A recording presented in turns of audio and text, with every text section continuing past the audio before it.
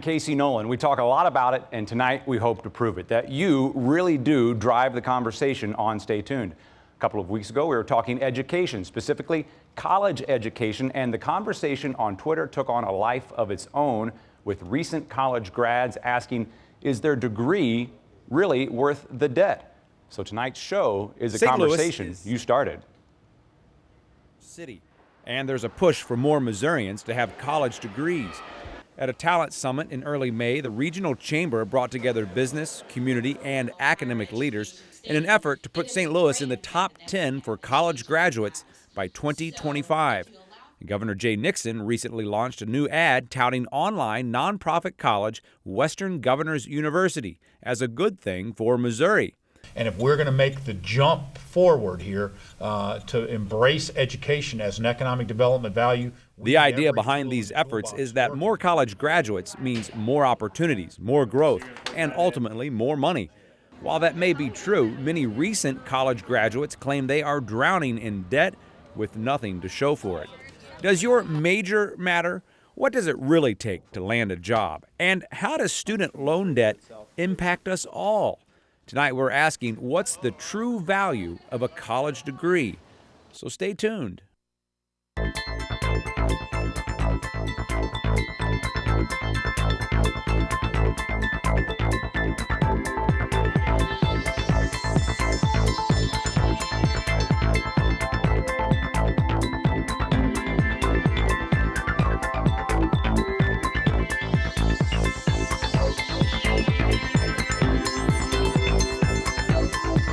Okay, so if the premise of this show is to work, we need your help, and here to tell us how that works is Ed Reggie. Ed. Thanks, Casey. Well, I'm the one who's interacting with you and our live audience throughout tonight's show on Twitter and Facebook. And in fact, earlier this week, we actually asked you what the value of a college education and higher education means to you personally, and you actually answered. And it helped frame tonight's show. So throughout tonight, I want you to get involved, and you could do that in two ways. Earlier today, we put a question up on our Facebook page. It's on the screen right now. You can go to the 9 Network and put a comment or your personal story there. Or you could use Twitter by using the hashtag StayTunedSTL. Send us your comments, send us your tweets. We'll be using them throughout tonight's broadcast. In fact, let's see what you're already saying.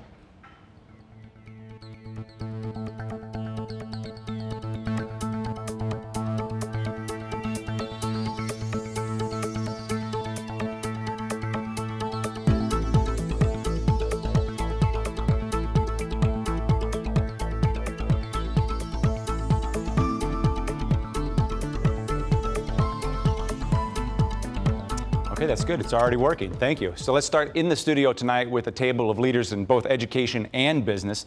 We'll do some introductions from my left, starting with Beth Strobel, Webster president. Thank you for being here. Glad to be here. Also with us is Mr. Douglas Koch. Thank you. Brown Shoe Senior VP and also Regional Chamber Chair of Talent. Also with us is Krista Bauer from Ameren, Director of Talent Management. And Keith Walmer with the University of Missouri St. Louis, Dean of the College of Business Administration. I think for the purpose of tonight's show, we'll call this the conventional wisdom table, where the conventional wisdom says college is a good thing. Is that what the conventional wisdom still is, and is it right or is it wrong? Well, of course it's right, and it's always been a good thing, but college doesn't guarantee anybody a job. Knowledge these days is a commodity, and businesses and other employers are interested in what people can do as opposed to what they know. And so action and demonstration through internships is the variety of things that employers are interested in. Employers, is that true? I mean, is this, we've got a lot of folks on Twitter asking us, is this really the case? They're not so convinced when they look at the mounting debt that they have. Yes, absolutely. I think it's really important for a student to really maximize that experience they have during their college education, to make sure they're taking advantage of the internships and co-ops and their networks. Just to provide some context, at Ameren, we receive probably well over 100,000 resumes every year and applications, and we hire between 500 and 1,500 people in any given year.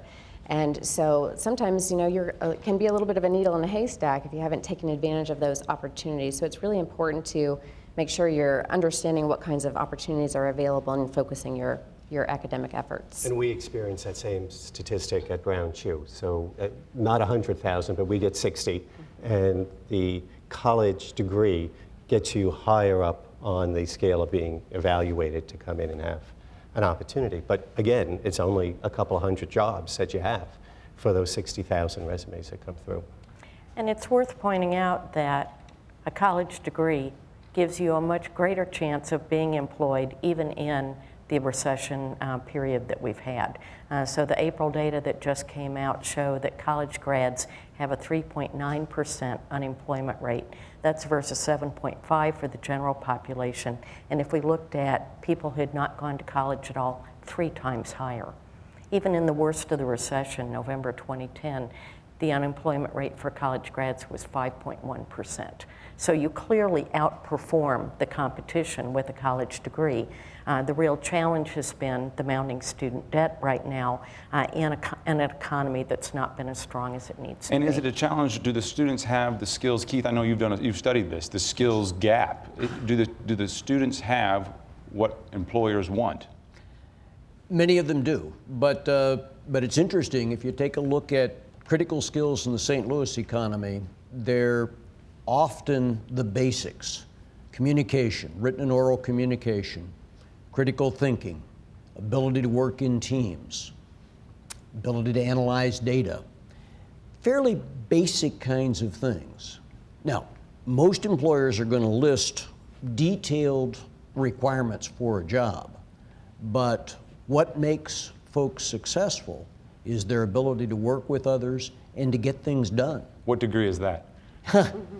That could be any degree, as a matter of fact, because students are going to pick up a lot of those skills. They'll pick up some in classes. They'll pick up a great many of those in their extracurricular activities when they're working with others. And they'll burnish those skills with internships and other kinds of jobs. And if a student is a college graduate is lucky enough to get into an interview, what we look for is, can they present themselves in a way that could help us figure out whether or not we should employ them. So if they, frankly, come to us recommended through some network, that's already showing they're doing some extra work to get in. Okay, so that's a good thing. That demonstrates that they are together enough to go out and get help to show up to us. And then if they then spend the time communicating to us well and show us how they can demonstrate how they could help us, that helps them get the job when they come to us. I'm guessing all of us at the table have a college degree. Were there any loans involved in that? And has that changed since the time that we were in school? I don't know. What do you say? I had loans. I had jobs as I worked my way through college. I had some scholarships, but one of the pieces that I had as I graduated was I went into teaching, and for 5 years worth of teaching, I could get 10% of my loan from the federal government forgiven. I'm not aware of such a program now, and so that investment that federal government was making in saying give back in a way was an important investment from a policy point of view. Yeah, interestingly, my obligation was 4 years to the Navy. And I had a frankly wonderful scholarship as an undergraduate, and I had a different variety of debt upon graduation. So far it sounds like conventional wisdom may be the same, but the circumstances around it have changed. Oh, they have changed. And one last question to the business folks. Are you seeing enough? You have a lot of applications, but are you seeing enough qualified applicants? Mm-hmm. I know that's a push to change the number of degrees in St. Louis. Yeah, we're looking for a lot of individuals with very specialized skills. So as we go to market, we're looking for people kind of in those STEM careers, that science, technology, engineering, and math. And I know that many of the employers in St. Louis are looking for the same thing. So sometimes the choice of degree can set someone apart and really kind of allow them to kind of rise to the top of an applicant pool. For me, about 80% of the positions that I look for are not a problem at all. I work in the fashion industry, however, and the fashionistas that we have to find are fewer and harder today to bring in, as well as those people who have good math skills and good problem-solving skills to help us on the stage of buying and selling fashion. Thank you all for your time. We appreciate it, and I think this is going to stimulate some more conversation on social media.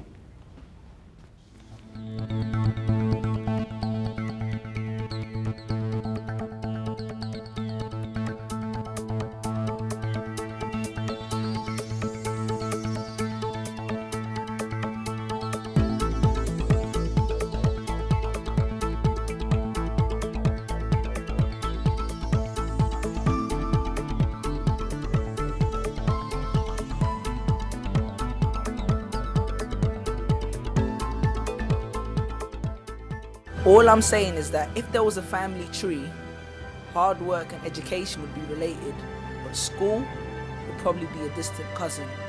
Because if education is the key, then school is the lock. Because it rarely ever develops your mind to the point where it can perceive red as green and continue to go when someone else said stop. The man you saw in that video there has risen to fame with millions of fans on YouTube. His name is Sully Breaks, and he is in London, England, and he's kind enough to join us tonight on Stay Tuned, live via the Google Hangout. Let's see, the math skills that I have may not be the best, but I'm going to guess it's a little after 3 a.m. Yeah, it's just after past 3 a.m. It's 10 past 3 at the moment. Well, thank you for staying up with us. We appreciate it. That video in particular there, where you break down a lot of famous and accomplished people that we would know by name that have done well without a college degree. Why did you make that video?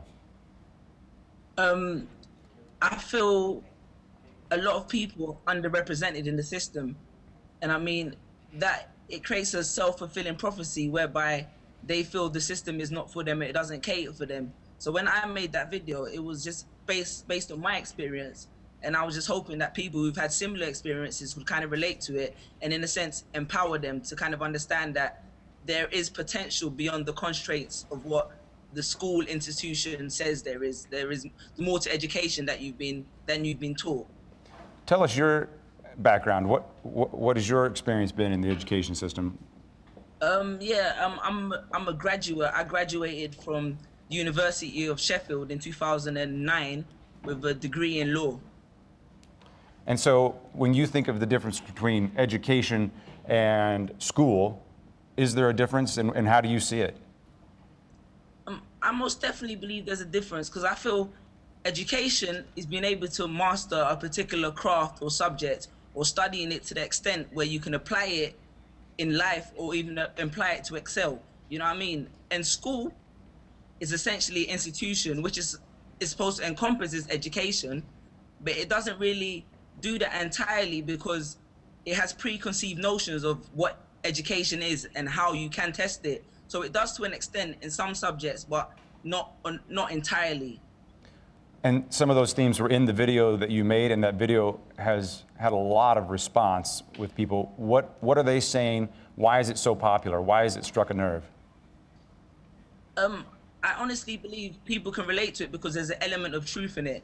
And then I also think a lot of people feel threatened by the fact that you're challenging something which has existed for so long. But the main reason I feel a lot of students do feel what I said in the video, and no one has said it for them, and through me they've kind of found a mouthpiece or a medium to voice their concerns with the system, because they're the ones that actively evolved in the system every day. So I believe their opinions and personal feelings towards it should be paramount over everything else.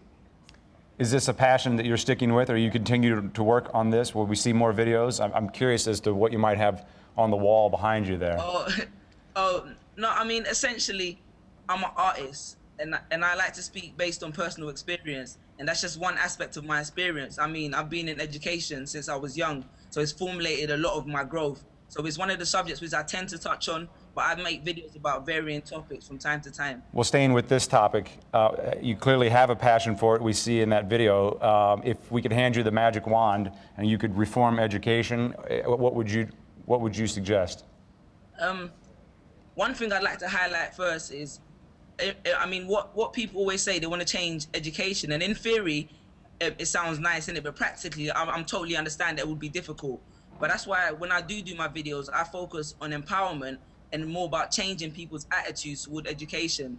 So what I would focus on is understanding individuality with the system, knowing that not everybody fits within the conventional box of being able to pass tests or being able to study a certain way. I try to place a greater emphasis on the individuality of each person within a classroom or etc.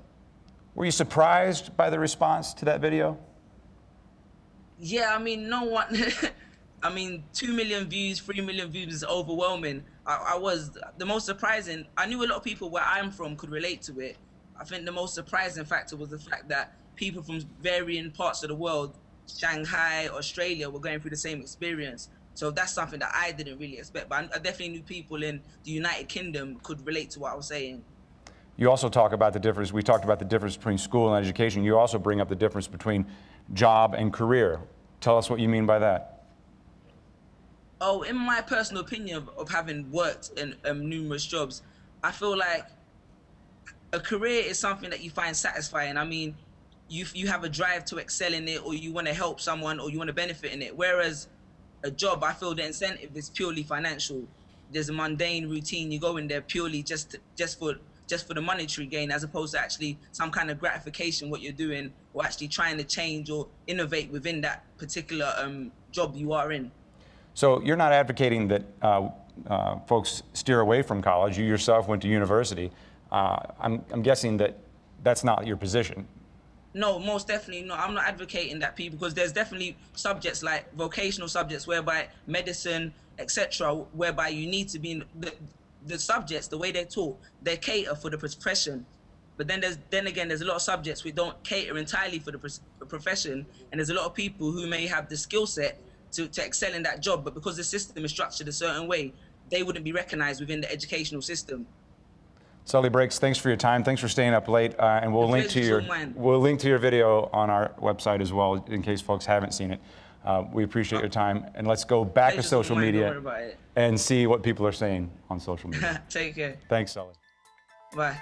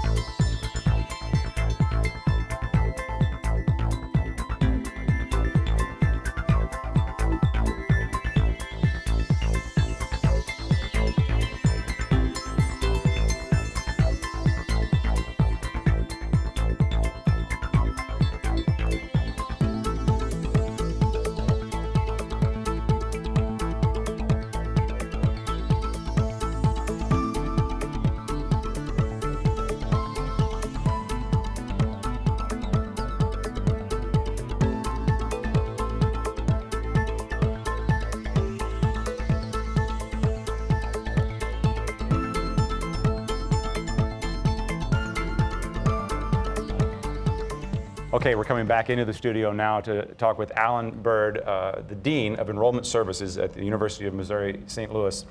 We kind of had a little bit of a personal story there, so let's start with a little bit of a personal story here too. Tell us a little bit about your background, because I think that might help you relate to the students you're working with. Oh, absolutely. I was a first-generation college student, and I really didn't understand the process. And for me to be able to work with students now to help guide them through the application process and applying for financial aid and really understanding the whole process in terms of how to get into school and then how to afford it, I mean, it definitely made a huge difference in my experience, and that's why it's so important to me to be able to really provide a clear roadmap for students to be able to accomplish that in their personal lives. I asked the table earlier if you know, when their college degree, did it involve student loans? Tell us about how you made it through. Oh, absolutely. I went to college on a partial scholarship, a partial athletic scholarship, but I definitely had to borrow. And in terms of the process of borrowing, especially for students who are not familiar with the process, it's intimidating. As a college student, especially if you don't come from financial means, when you see that you owe someone $15,000 to $20,000, I mean, you really have no concept of how you're going to pay that back. So really what we try to get students to understand is, depending on what they major in and their earning potential, and help them really see eventually how they will be able to pay that back, and to look at it as an investment in their future, because I definitely wouldn't be sitting where I am today if I didn't graduate from college. So do you sit down and do some math with them and say, okay, if you want to do XYZ degree, it's going to cost ABC this much. Those two may not ever meet.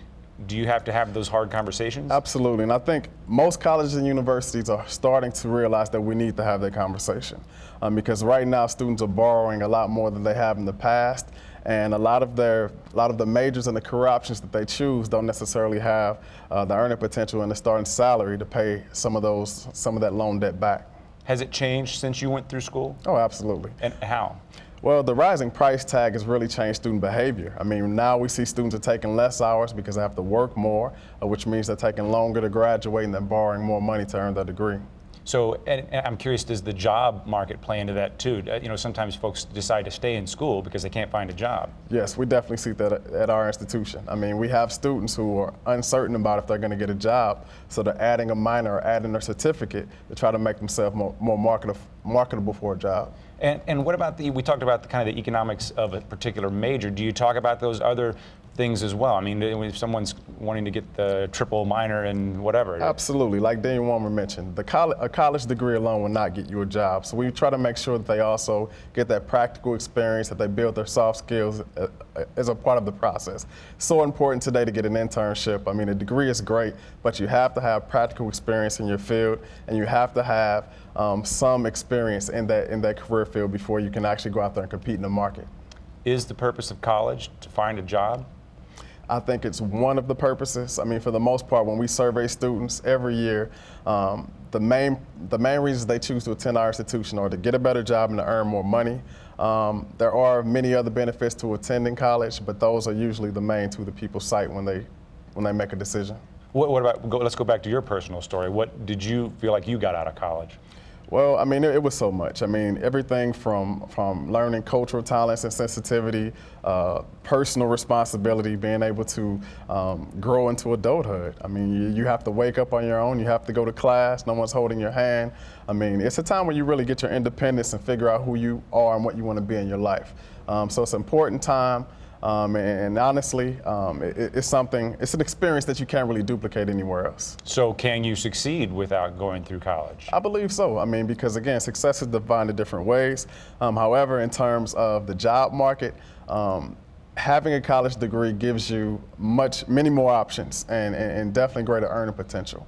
And in terms of career options without a college degree, I mean, those traditional career fields without a college degree have not been growing at the same rate, of course, as careers related to post-secondary education. The best piece of advice that you give students now that you wish you'd have had yourself? Oh, the best advice that I would give is really do your research in terms of the type of education you need to reach your career goal and how much it's going to cost you versus how much you're going to make.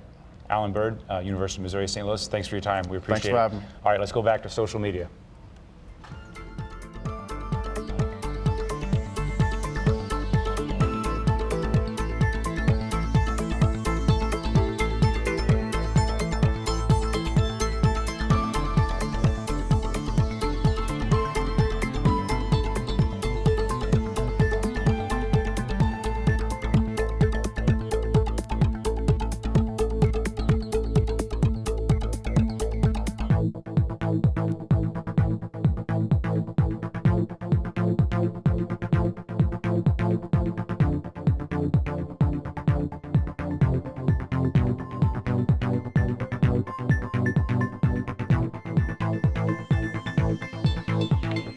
Okay, we're back at the table. We have another panel here of experts. Let me do some introductions again from my left, starting with Julie Kampschrader, high school counselor, college counselor at Pattonville High School. Carl Hoagland, University of Missouri St. Louis College of Education. And Carl, we will come back to you in just a second for a special treat.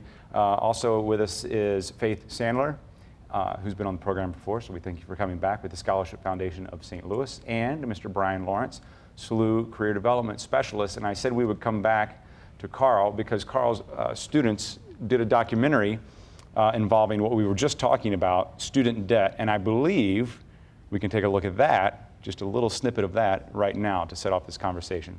A student also who graduated from Columbia University in New York with a PhD in physics and was not able to get a teaching job and now is told he's overqualified for jobs at Burger King, working for $7.35. So I think what that says to me is that what we've been told about what kind of degrees are important and what this new economy is, it's not necessarily always true. and that the economy serves some people and not others. So when I asked him what kind of advice he would give to high school students about college, he said, go to a vocational school and don't try the kind of college experience that people think they want. So even though I would sort of disagree with that, I think it's definitely a change in expectations that we've got to be thinking about. So, Carl, I know a couple of things. That a documentary is very time-consuming to make, and students are very busy and low on time. So what drove them to make this film? We had a series of discussions, a 5-part series, and we decided to, I thought at the end we should have a group of students put this together. So I'm teaching a class, and I enlisted volunteers. They have a project to do a video. And so in an unreasonable amount of time, they put together this 18-minute video, which was basically students from UMSL giving their reactions to the student debt crisis. And it was very insightful. Student debt crisis. Is it a crisis? Absolutely. The students think it is, certainly.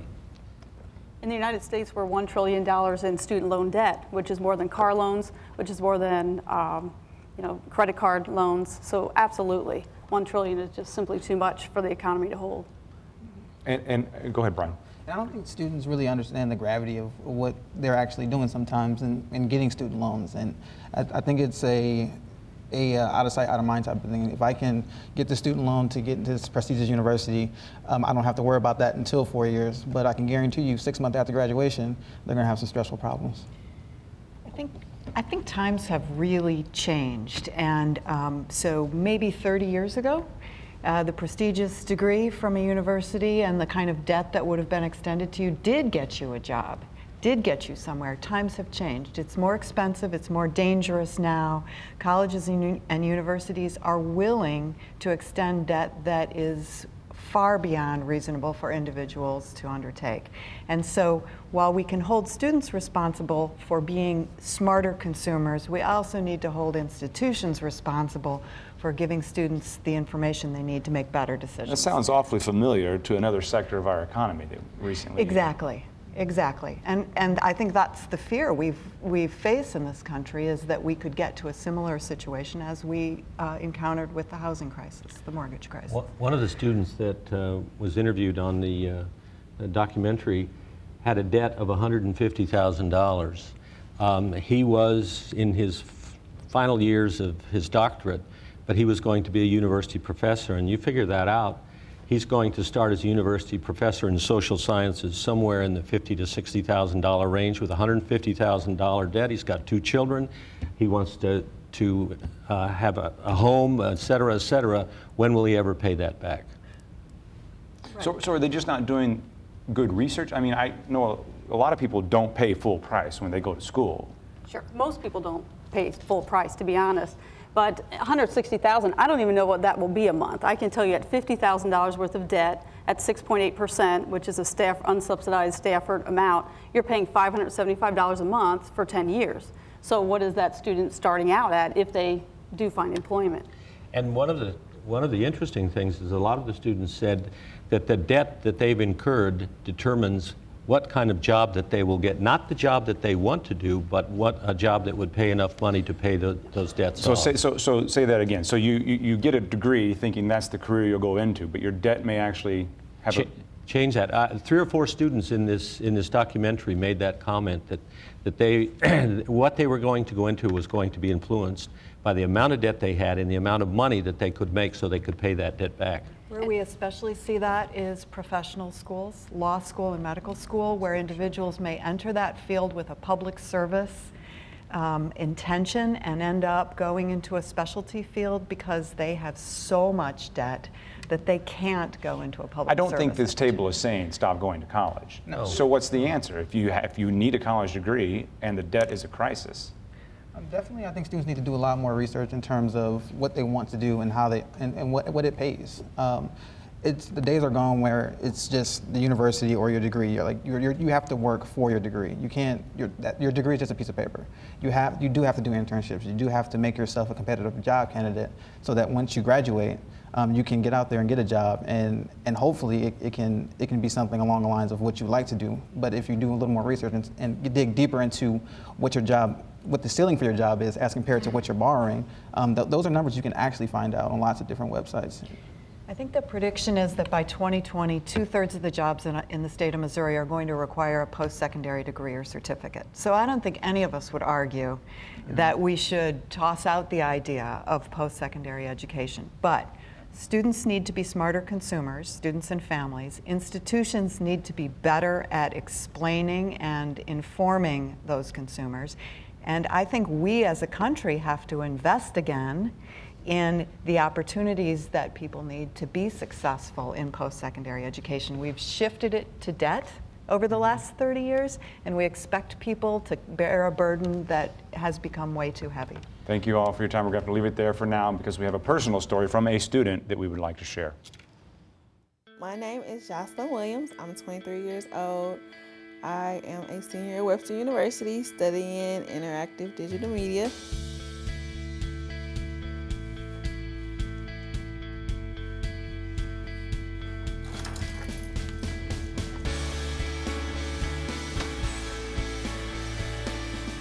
Going to college has been a driving force for Jocelyn since she was in elementary school.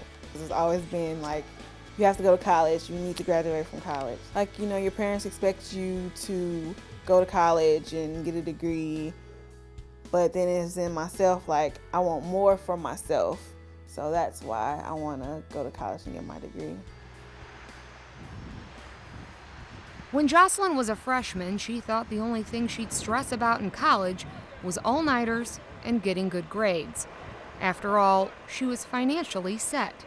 And I ended up getting like this huge grant from them. I think it's like $19,000 or something. So that was like, yeah, that's paying for everything. I'm going to Webster.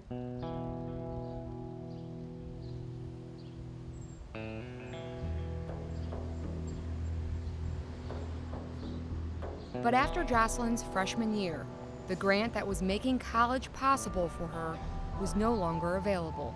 I don't remember exactly why they took it away. I think they were getting some type of funding beforehand and they ended up not getting that anymore.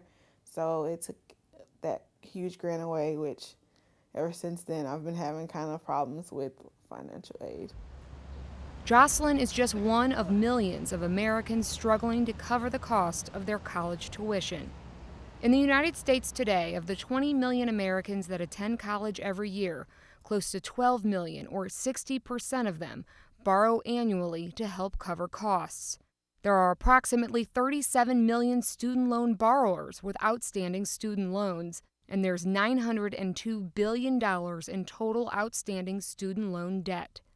I go to Shrewsbury Station and then I get on another bus. I think it's like a 10-15 minute wait for that bus to come, and then I hop on there and go to work, and I'll be at work from 2 to 9:30. Jocelyn does receive some federal aid, but she pays the rest of her tuition out of her pocket and through student loans. To make that happen, she relies solely on public transportation and works 30 hours a week at PetSmart. One year I had to take off of school because I had like owed like $6,000. And so I had to take a year off to pay that back in order to get back into school. And the mounting debt is always on her mind. It bothers me a lot because I'm going to be like almost $40,000 in student loans. Do you ever think to yourself, this isn't worth it? Sometimes. Sometimes I do. I was like, I'm more like, I hope that this is all worth it because, how can I put this?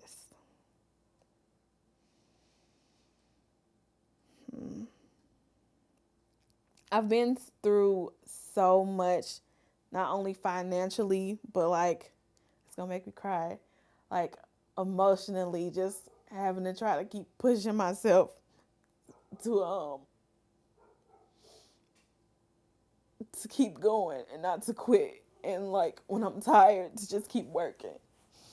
And I've just been through so much. that I just hope that all of this work pays off in the end.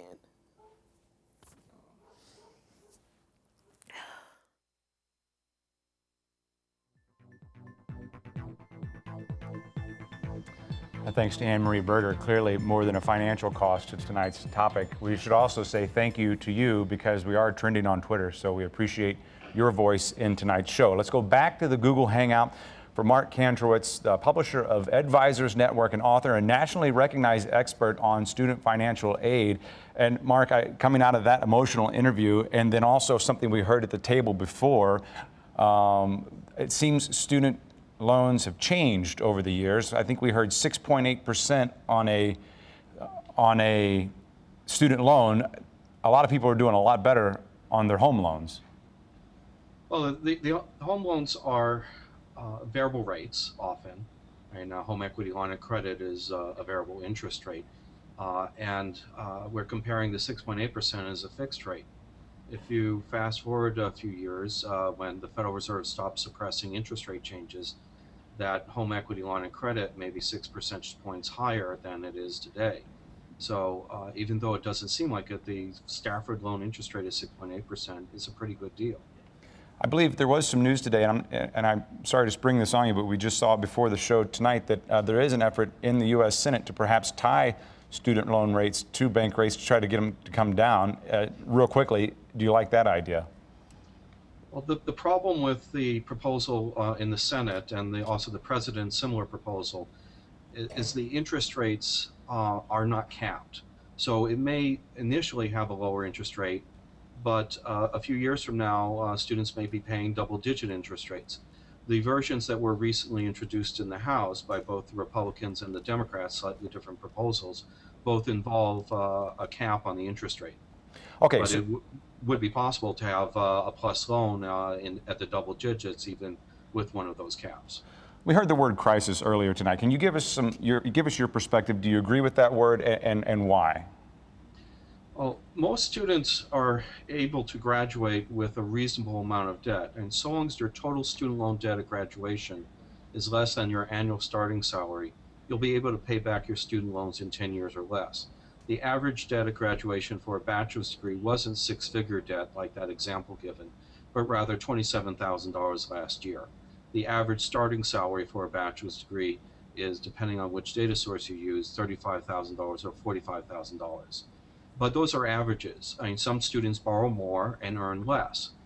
And that's the key. And when the student loan debt for an individual student is greater than their annual starting salary, they're going to struggle to make the payments on those loans. If it's federal loans, they'll be able to get income-based repayment to afford those monthly payments because they'll be based on their income as opposed to the amount they owe.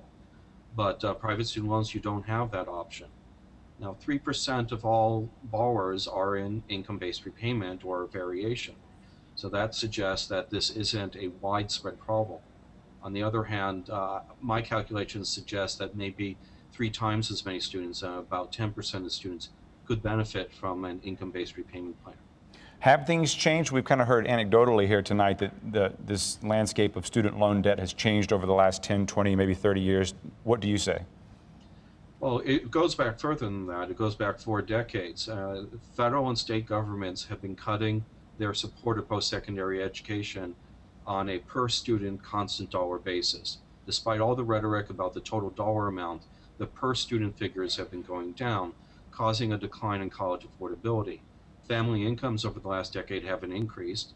The only form of financial aid with any degree of elasticity is the student loans. So the debt at graduation has been going up year after year after year. In addition, the low-income students have been shifting their enrollment from the higher-cost colleges to the lower-cost colleges, such as from the private nonprofit colleges to the public colleges, from 4-year institutions to 2-year institutions, which is responsible for a sharp decline in bachelor degree attainment by these low-income students. They're increasingly being priced out of a college education. Do you see this as a problem for the rest of us, if you will, besides the students who have this debt balance sheet to look at in the mail? Well, and cutting support of post-secondary education is very short-sighted. Someone with a bachelor's degree pays more than double the federal income tax of someone with just a high school diploma. So by cutting the number of bachelor degree recipients, we're going to force the rest of us to pay more in federal income taxes at some point, or cut the benefits that are provided by the federal government. Either way is not good for the economy. I offered a magic wand to someone earlier. I'll offer it to you. What do you see that needs to be changed? Well, first and foremost, we need to double or even triple the federal Pell Grant so that more low-income students can obtain a college degree. Low-income students are twice as likely to graduate with student loan debt as non-recipients, and the average amount of debt is about $3,000 higher. And that's a sign that the grants are inadequate presently. So do you see this more as a systemic problem, or it's a problem that can be addressed, say, legislatively, or do you see this also kind of on the individual level where that we need to address this issue as well and make changes?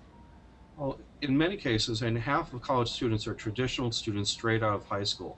What 17-year-old has experience with financial literacy and making smart borrowing decisions? We need to have better disclosures, such as the financial aid shopping sheet and college scorecard. And we also need to teach them the skills and provide them with tools to help them evaluate that information. We need to have financial literacy training in the secondary school curriculum and refresher courses when a student first arrives on college campus. Mark Kantrowitz, we thank you for your time. We appreciate it from Advisors Network. Thanks for your insight. We appreciate it. Let's go back to social media to more of what you're saying.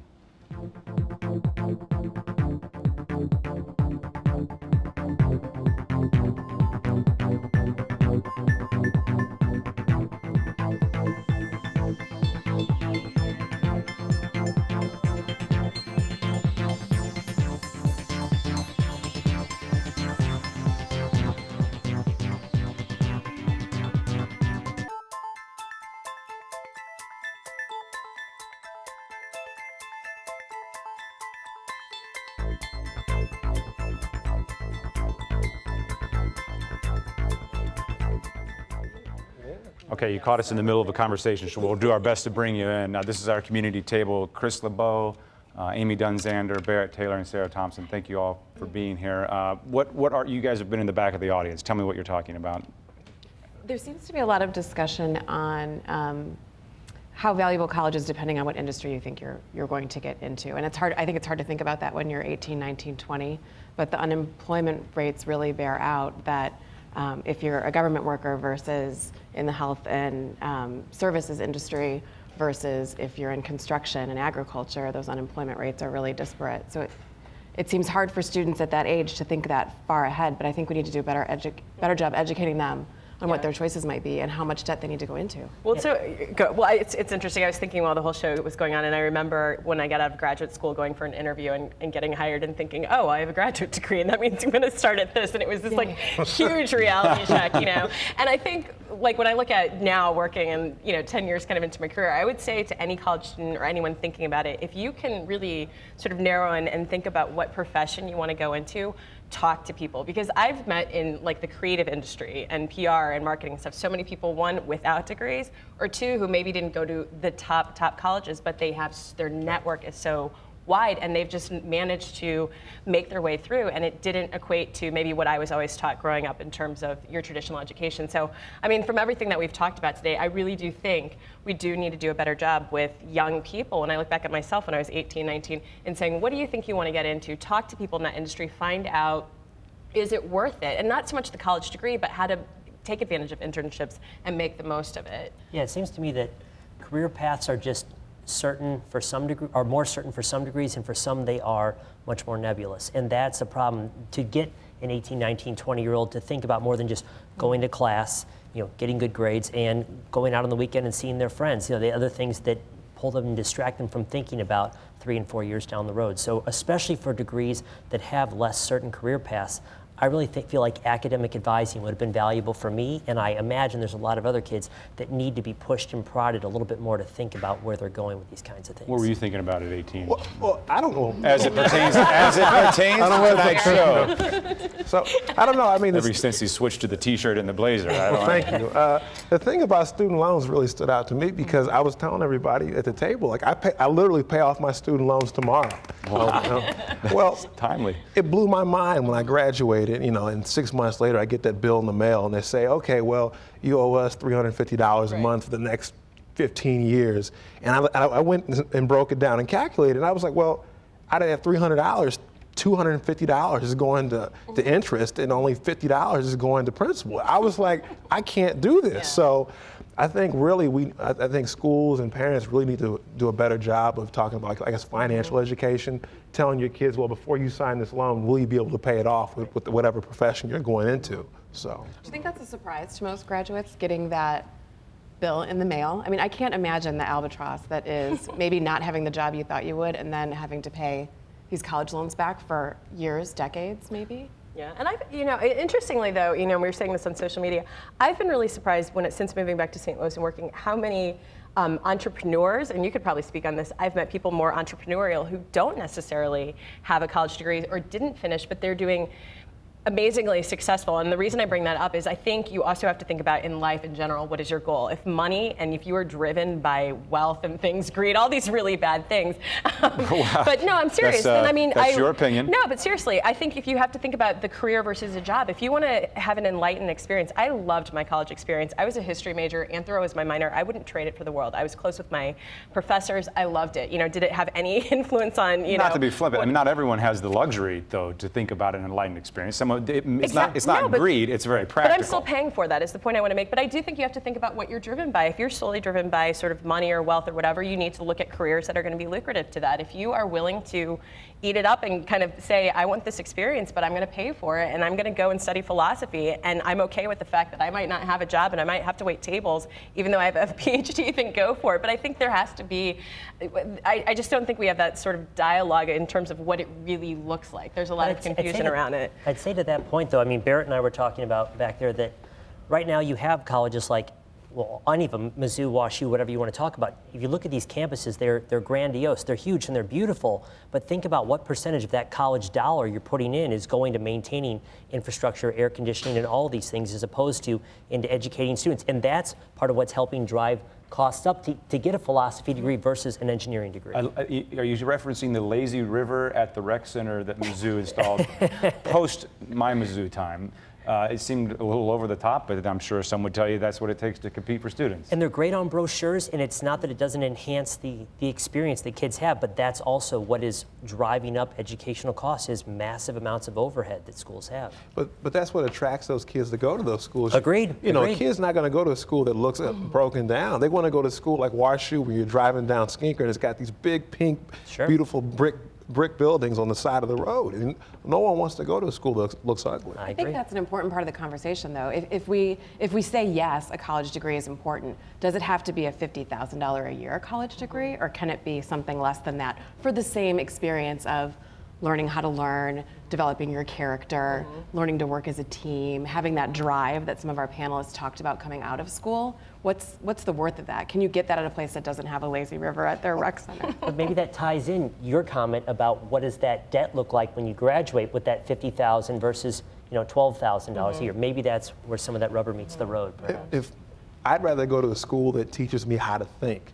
I think a lot of schools teach regurgitation, not innovation. So if there's a school that only costs $12,000 a year that's going to teach me how to think, I want to go there instead of going to a school that costs $50,000 a year.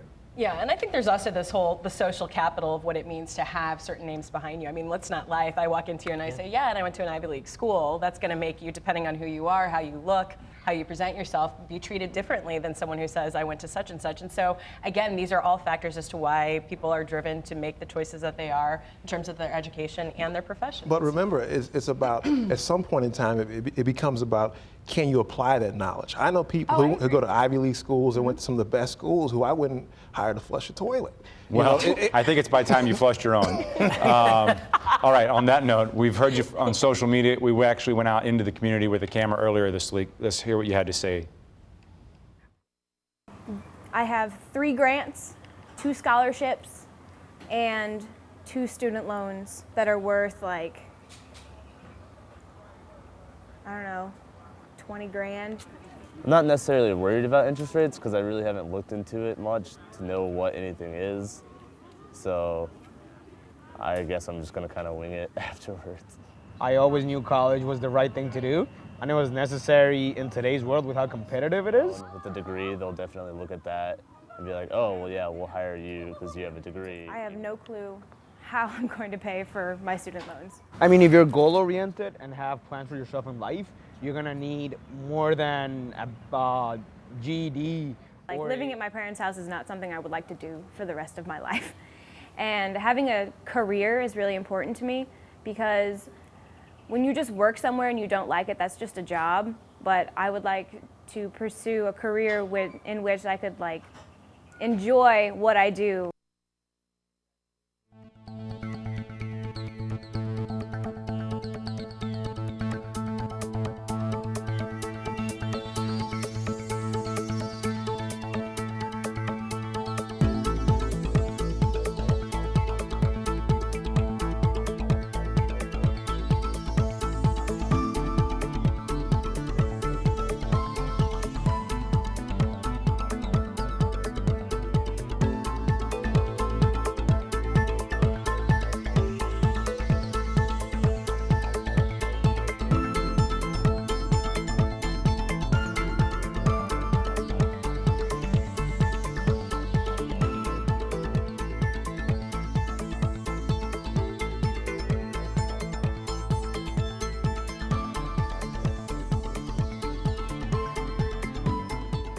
Okay, a couple of things are going on here. Just to explain first, we've brought everyone back to the table because we normally stay on after the show, call it the post show, but we're going to bring it into the show this time to show you what it's like, I think. Faux show. Also, though, we appreciate what you've been saying on Twitter, so we want to get Ed back in the conversation. I'm curious, the Tonight Show is based on kind of what happened on Twitter last time we talked post-secondary. Example of stay tuned. Okay, so is it what's emerging? Any themes tonight? A lot of themes of, and we've been talking about it, debt. This idea of $50,000, $100,000, $200,000 of debt, and unemployment. Just the fact that people are with masters and PhDs are still looking for work. So I mean, a lot of what we talked about, but it's resonating. It's actually personal stories, like we saw tonight. People are sharing that story, not just of themselves, but their brothers, their sisters, their parents. Okay, so what did I not ask any of you that you wished you would have had time to say? Because I cut each one of you off at least once, I think. Well, I'll start. Yeah. Besides the fact of, you mentioned that people are taking jobs that they don't necessarily want because it's a higher paying job, they're also putting off buying homes. So that certainly is an economy problem for us here in St. Louis. There are plenty of low-priced homes, but people in their 20s are not buying homes because they have to pay off student loans for 10 years. They're putting off getting married. They're putting off having children. They're putting off retirement investing, obviously. So it's affecting everybody. And so that's why we here, we care about this issue, and we know everybody should be caring about it. It's not just those in education. If we have any audio difficulties, this is a lot of people to try to hear. I apologize. But go ahead. I didn't mean to interrupt. One other issue that has not been brought up, and it was brought up in our documentary, is that graduate students are organizing. For example, a year ago, the graduate students at SIUE had a Don't Raise the Fees strike. We have our programs were sponsored by the Young Activists of St. Louis, and they're organizing. They are lobbying to get legislation so that if somebody falls into a situation where they have to file bankruptcy, that debt can be forgiven, because student debt is not a part of the bankruptcy. They cannot ever get rid of that debt. And is that organization completely new phenomenon? I mean, or is that have any? It's been going on for years. I think it's getting stronger with the crisis that's happening. Faith, I felt like I cut you off for a second there. You didn't cut me off. Okay. But I think that we've seen in European countries for a number of years students rallying and representing themselves in the public square on the issue of access to education. And in this country, we don't see that, in part because we've created such a competitive environment that this opportunity to collaborate to make better social policy across the spectrum, we just don't know how to do that in this country. So just to, oh, I'm sorry, go ahead. I just wanted to pick up on what Faith said earlier, that public policy around seeing higher education as a public good is hugely important. And what we've really done is to shift the cost of the public good to the individual and their families, and having a predictable result. So the pressure will definitely be on colleges and universities to manage their costs, and to not find ways to adjust revenue by upping the tuition and fees every year. That's an imperative for colleges and universities, but we also need a public policy solution. One thing I've not heard anybody talk about tonight is for-profit colleges. I read a lot online about how people go to, and how like they graduate with these huge loans and they can't get jobs. Okay, we'll start this conversation with the caveat that there's no one here to defend themselves. I love it that you asked that question, because I think that's a debate that we need to have out loud about not only the cost and the hidden cost of those institutions, but the fact that they are enrolling students in some cases just to get the federal funds that come along with that enrollment. And we have that all over this town, and we should be doing more about it than we are.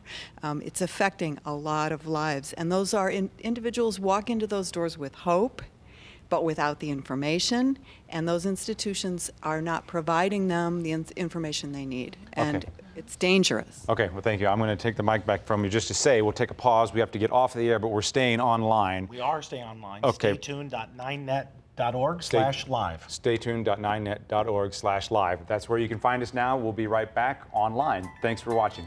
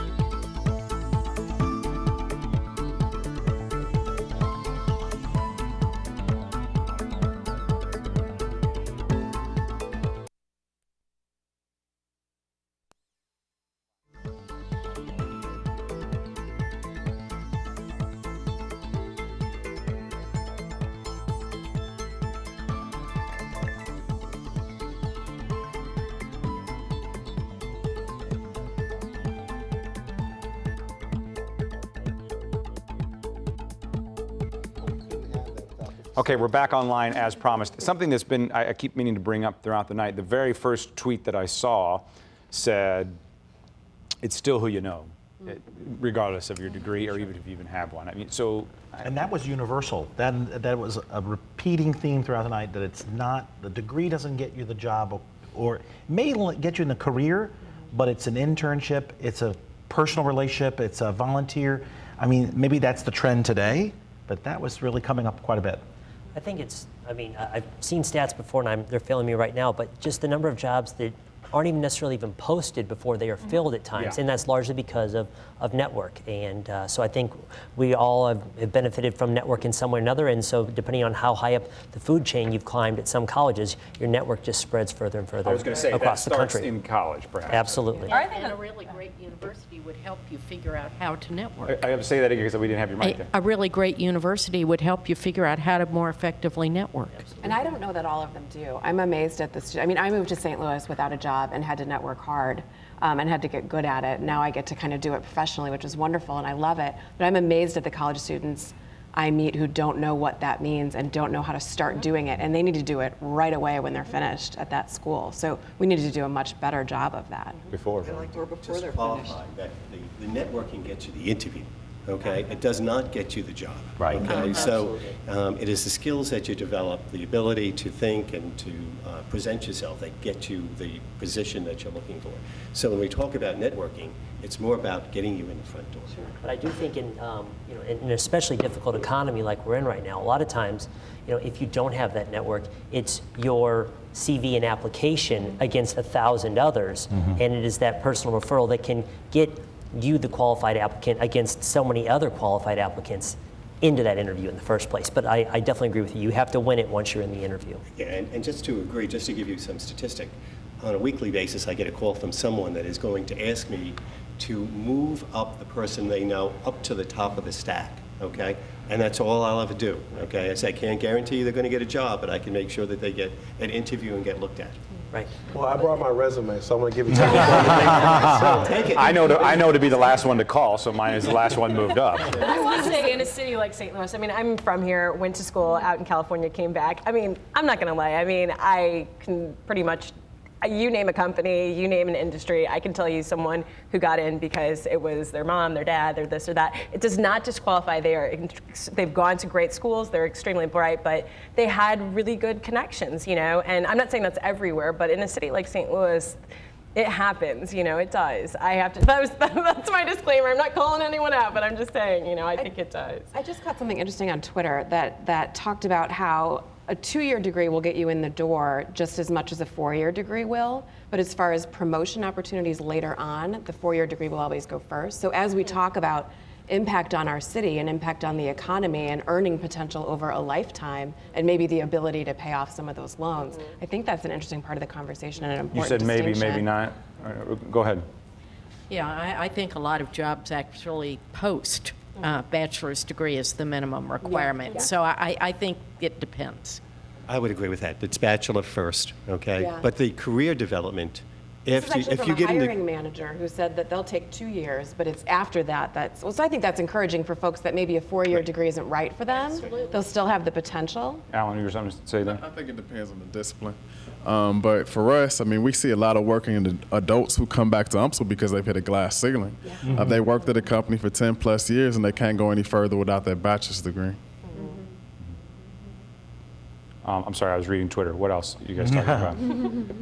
Well, I've kind of wondered along that line too. Just it seems like something I've begun to bump up into with some of the positions I've looked for over the years is, you know, MBAs are now required. That's what I was just thinking about. And it feels to me like at some point, and again, not to take away from advanced education, but at some point, you know, am I required to spend another $50,000 or $60,000 or $70,000 in order to move up a rung? Which, with what Barrett said, sometimes I'm then competing with people I would still argue I am their equal. Now, again, for some, maybe I'm wrong, but I think we get to a point where is this becoming some kind of race to the top to PhDs now to middle management or something in the long run? I don't know. Great question. I think I'm probably the least educated of my close friends. They all have master's degrees, and a couple of them, or one of them at least, has 2.